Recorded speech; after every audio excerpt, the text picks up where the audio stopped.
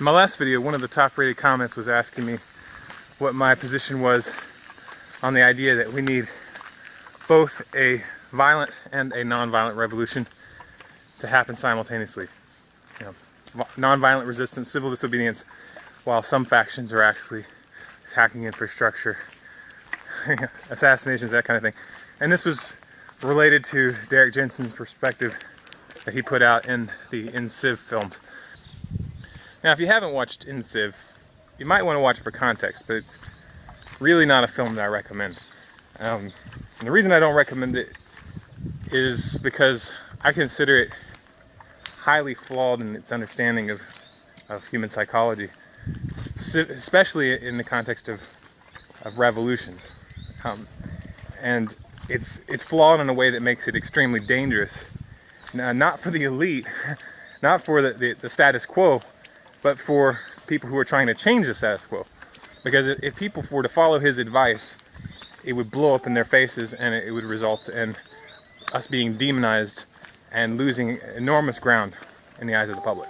Now, the most important element of warfare and of revolution is a psychological element. The motive for the people who are fighting and the moral high ground. If you don't have those elements, if you don't have people motivated in a unified way against a common enemy, and if you don't hold the moral high ground, then it doesn't matter how many troops you can put out into the field. And the truth of the matter is you're not going to be able to put out many troops into the field anyway, because people aren't going to be supporting it. Now, Derrick Jensen gets it dead wrong in the In Civ film in regards to the motive and the moral high ground. On the motive, he puts all of his emphasis on global warming, which is a wedge issue. If you don't realize that, then you really don't understand the psychology of the public right now. There is a great deal of people who have the exact opposite position on that issue, who would be your allies on a lot of other issues. You know, it's really not smart to pick a wedge issue as your main primary driving factor. There's a lot of other things that you could get people behind you on that wouldn't divide people in that manner.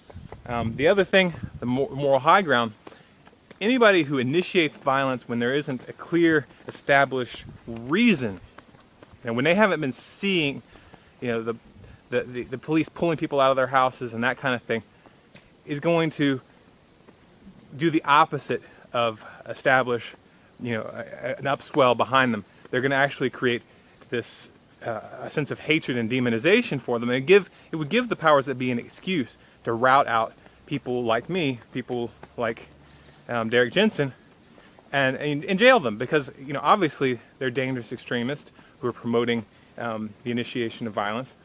So yeah, I think that's an extremely dangerous position he puts out there.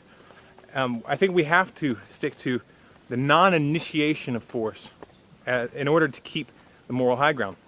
That doesn't mean that you couldn't use self-defense against the powers that be. They've given you plenty of excuses, but you would have to use it directly in that context.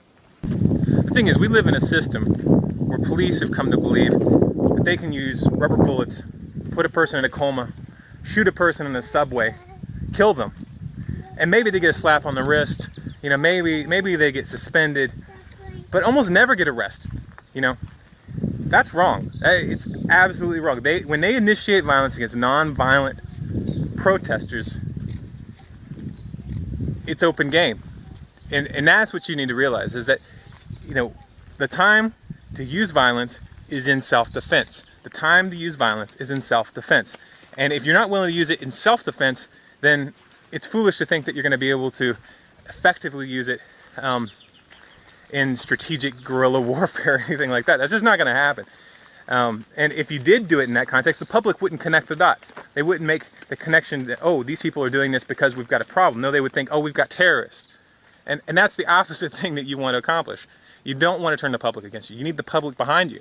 The last point I want to make on this whole topic is that when the time comes for violent revolution, you're not going to need to convince somebody. In fact, trying to convince people by making a speech, telling people, you know, now it's time to go get your guns and all that stuff, or when are we going to do the violent revolution? When are we going to take down this government? It's not going to work. In fact, it's going to work against you. Revolutions are sparked by events, catalyzing events that etch an image into the mind of the public. the best way to create one of those catalyzing events is through nonviolent resistance. You know, if you're out protesting nonviolently, if you're holding to the non-initiation of force, and the police come in, or the military comes in and shoots you or brutalizes you, and it's caught on camera and it spreads everywhere, then they've given you the moral high ground. And the public is going to be much more receptive to a retaliation at that exact moment. If they see the crowd turn against the police, they're going to support you a lot more than if they see you randomly attacking in an isolated situation where they don't understand why. A lot of people keep asking me what my perspective is on the Zeitgeist movement and the Zeitgeist films in general.